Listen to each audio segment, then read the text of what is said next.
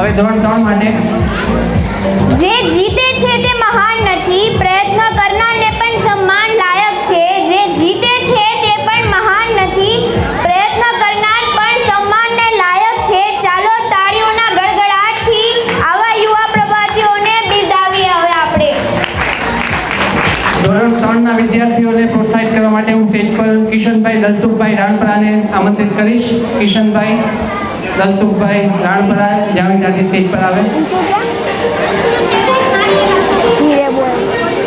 ધોરણ 3 ની અંદર પ્રથમ ક્રમાંક સાથે છે આસ્થાબેન નરેશભાઈ વાડોલિયા 98.78% સાથે.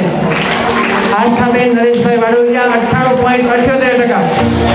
તાળીઓનો અવાજ ગૂંજવો જોઈએ.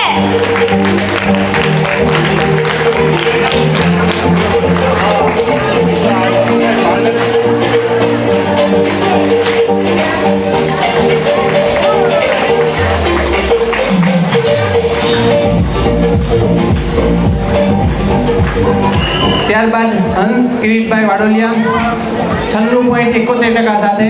હંસ કિરીટભાઈ વાડોલિયા જવાનું છે. હંસ કિરીટભાઈ વાડોલિયા હંસ હાજર છે.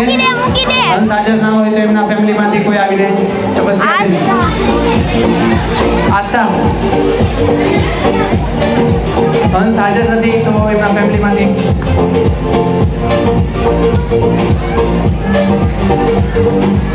96.71% સાથે હંસ કિરીટભાઈ વાડોલિયા.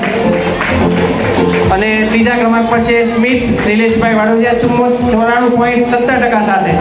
સ્મિત નિલેશભાઈ વાડોલિયા 94.70% સાથે.